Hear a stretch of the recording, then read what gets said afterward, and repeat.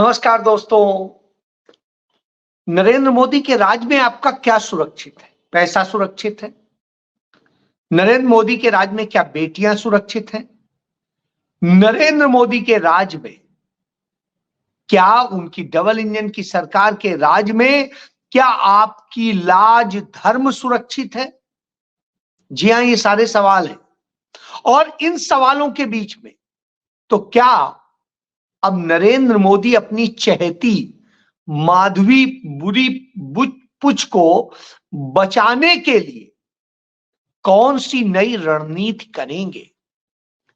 आज ये सवाल इसलिए खड़ा हो गया है कि उनकी चहेती वो माधवी पुरी जो सेबी की चेयरपर्सन थी और वो सेबी की चेयरपर्सन रहते हुए उन्होंने तमाम तथ्य छिपाए और अडानी से जुड़ी कंपनियों को जो जो लाभ दिए, जिस तरीके से उन्होंने खेल किया, उसको लेके जब भारत की संसद की लोक लेखा समिति ने सवाल पूछने के लिए बुलाया तो नरेंद्र मोदी ने उन्हें जवाब देने के लिए वहां नहीं जाने दिया।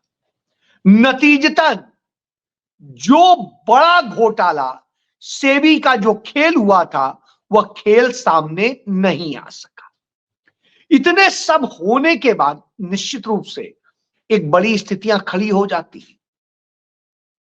अब हालात लगातार बिगड़ रहे हैं और जब हालात बिगड़ रहे हों तो सवाल तो बनता है। और इसी बीच में वो रिटायर हो गई। नए तुहिन पांडे वो अब सेबी के चेयरमैन बन चुके हैं। ऐसे में एक पत्रकार ने तमाम वो तथ्य निकाल के कि किस तरह से माधवी पुरी बुच ने धोखाधड़ी करके कंपनी को लाभ देते हुए और कैसे बेईमानी करी, क्या क्या खेल किया, इसको लेकर एंटी करप्शन की अदालत में उसने गुहार लगाई। मुंबई की उस अदालत ने इतनी दम दिखाई, और दम इसलिए कह रहा हूं, वैसे तो कोई बात नहीं, ये होना चाहिए था, लेकिन दम इसलिए कह रहा हूं क्योंकि जो शशिकांत एकनाथ बांगर हैं, उन्होंने तब दम दिखाई है जब महाराष्ट्र में भी सरकार भाजपा की है और केंद्र में भी भाजपा की है, मोदी की है। तो साहब, मोदी की एनडीए की जो सरकार है, उस डबल इंजन की सरकार में उन्होंने एफआईआर दर्ज करने का आदेश दे दिया है। और यही नहीं, उन्होंने यह भी आदेश दे दिया है कि अदालत इसमें 1 महीने में रिपोर्ट चाहती है, स्टेटस रिपोर्ट, और इसके अलावा जो कार्रवाई करेंगे, जांच करेंगे, उसकी वो निगरानी भी करेंगे। अब आप समझ सकते हैं, इतना बड़ा आदेश एक स्पेशल जज दे तो बहुत हिम्मत का काम है। क्योंकि आज के समय में यदि ये हो जाए तो इससे बड़ी और क्या बात है। अब इसमें जो सबसे बड़ी चीज है कि यदि इसमें गिरफ्तारी होती है, क्योंकि जिन धाराओं में एफआईआर दर्ज की गई है उसमें माधवी पुरी बुच की गिरफ्तारी होनी चाहिए और गिरफ्तारी करके पूछताछ होनी चाहिए। और यदि पूछताछ हुई, पूछताछ में, इंट्रोगेशन में जांच अधिकारी ने यह निकाला कि उनका अडानी कनेक्शन क्या था और अडानी को उन्होंने किस किस तरीके से लाभ दिए, क्योंकि क्रिमिनल की तमाम उसके बैकग्राउंड और उसके आगे पीछे की भी चीजें देखी जाती हैं, जिससे वो सर्कमस्टांसेस, एविडेंसेस सामने है। तो यदि वो आ गए सामने, तब तो साहब मोदी का क्या होगा? क्योंकि अभी तक तो आप कह रहे थे हिंडनबर्ग की रिपोर्ट है, विदेशी मीडिया की रिपोर्ट है, इसकी रिपोर्ट है, हालांकि वो सब तथ्यों पे थी, फैक्ट फाइंडिंग थी उसकी। लेकिन जब आप ये आरोप लगाते थे, अब तो अदालत ने आदेश दिया है, और इस अदालत के आदेश पर क्या होगा? तो क्या गौतम अडानी के लिए चिंताजनक स्थितियां हैं? क्योंकि इसी तरीके से अमेरिका में भी उनके खिलाफ केस है और वहां पर भी अदालत का समन जारी है, वापस नहीं हुआ है।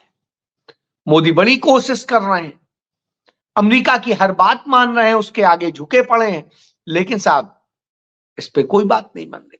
तो यानी इस आदेश के साथ यह तो साबित हो गया कि जो राहुल गांधी ने कहा था माधवीपुरी बुच, वो पूरी तरीके से इस पूरे गेम की एक बड़ी महत्वपूर्ण कड़ी है और उनके सामने आते तमाम घोटाले सामने आ जाएंगे। और कैसे उन्होंने अडानी को बचाने के लिए हर तरह से रिपोर्ट्स भी दी। सुप्रीम कोर्ट ने भी जो जांच करने का काम सौंपा था उन्हें ही सौंपा था, यानी अडानी के खिलाफ वही जांच कर रहा था जो अडानी का सबसे बड़ा वहां मैनेजर बैठा हुआ। तो ये सारी चीजें कहीं ना कहीं दिक्कत दे रही। भारतीय जनता पार्टी में खलबली मची हुई है कि अब क्या कहेंगे, तो अदालत ने कहा, अब आप सोच लीजिए।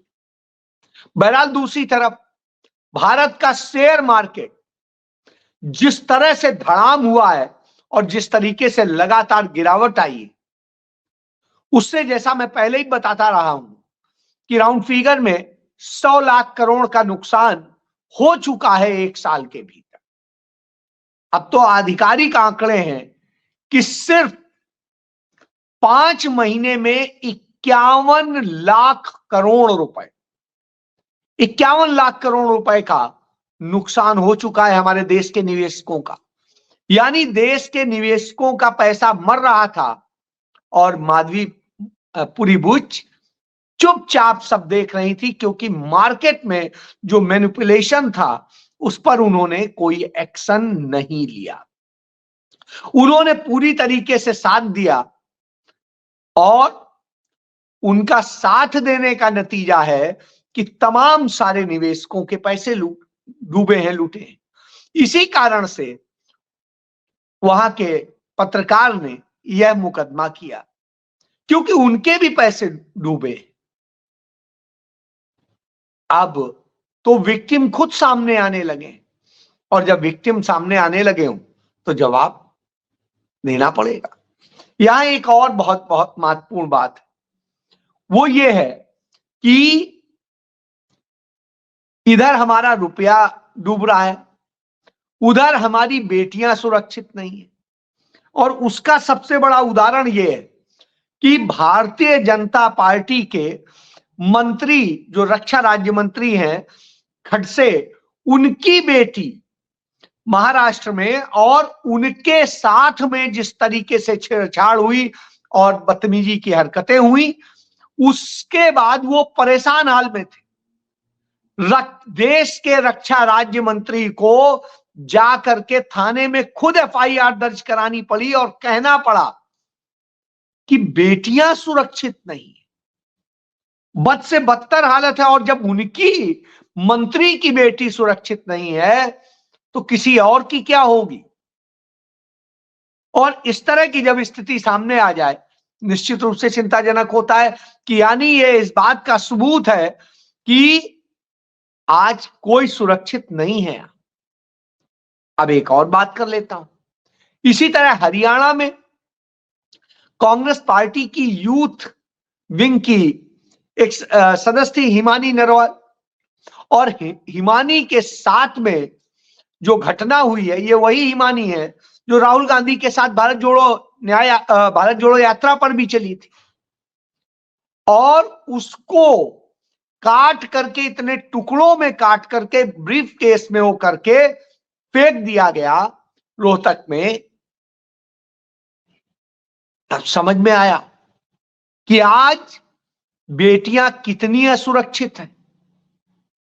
कोई भी आज सुरक्षित महसूस नहीं कर रहा है और इस सरकार में असुरक्षा की भावना है। घटनाएं ऐसी होती हैं, आपको याद होगा ईडी ने जबरन एक परिवार में छापा मारा था, एक छोटा सा कारोबारी था, उसके यहाँ ईडी छापा मार करके इंदौर में, और उसे इतना प्रताड़ित किया कि उसने अपनी पत्नी के साथ में जीवन खत्म कर लिया, उसके छोटे छोटे बच्चे। उसके बच्चे ने अपनी गुल्लक सौंपी थी राहुल गांधी को उस भारत जोड़ो यात्रा के दौरान कि हां आप एक अच्छा काम कर रहे हैं, उसमें मेरा ये सहयोग है। और आज देख रहे हैं तो यानी आपका पैसा भी सुरक्षित नहीं, आपकी बेटियां भी सुरक्षित नहीं और आपका कारोबार भी सुरक्षित नहीं। फिर तीसरी चीज, इस देश में ये स्थितियां हो क्यों रही? क्योंकि इस देश के युवाओं के हाथ में रोजगार नहीं है, और रोजगार है नहीं। दूसरी तरफ भारत में, भारत के तमाम सारे वो लोग जो बड़े बड़े पदों पे बैठे हैं, वो आज कहते हैं कि सब जो है पूरी लोगों के काम के घंटे 80 से 90 घंटे हो जाने चाहिए। अभी अमिताभ कांत ने यही बात कही। यह अमिताभ कांत कोई अरे गहरे नहीं, नरेंद्र मोदी के ही जो उच्चतम अधिकारी हैं। अब आप एक चीज समझिए, नीति आयोग का चेयरमैन जब इस तरह की बातें करता है, तमाम और महत्वपूर्ण पदों पर रहे लोग इस तरह की बातें करते हैं, आरबीआई का गवर्नर इस तरह की बातें करता है, तो सवाल तो आता है कि आखिर आप चाहते क्या हैं? तो अमिताभ कांत नीति आयोग के पूर्व जो है सीईओ हैं, और जिस तरह से एलन मस्क बात करता है, भारत में नारायण मूर्ति बात करता है, उसी तरीके से ये बात करने लगते हैं। यानी हर व्यक्ति को बंधुआ मजदूर बना देंगे, 16 घंटे आप रोजाना उससे काम लेंगे। अब आप सोचिए 16 घंटे वो काम करेगा, कुछ देर आएगा जाएगा, कुछ अपने जीवनचर्या के लिए यूज करेगा। उधर नरेंद्र मोदी कहते हैं 8 घंटे कम से कम सोना चाहिए। तो आप तो जब ये काम करा रहे हैं तो वो कहां सोएगा और क्या सोचेगा? व्यक्ति को इस स्थिति में आप ला करके खड़ा जब कर रहे हैं, तो ये बताता है, इसीलिए आपने लेबर लॉज खत्म किए, क्योंकि कारपोरेट के लोगों को कैसे कैसे क्या लाभ दिए जाएं, और उसके लिए सारे खेल। उधर रोजगार आप दे नहीं रहे, मैन्युफैक्चरिंग सेक्टर लगातार बद से बदतर जा रहा है। जो 16% के हिसाब से ग्रोथ कर रहा था, वो आज 13% पे आ गया है। अब आप सोचिए, हर चीज आगे बढ़ती है, यहां सब कुछ डिप कर रहा है, नीचे जा रहा है।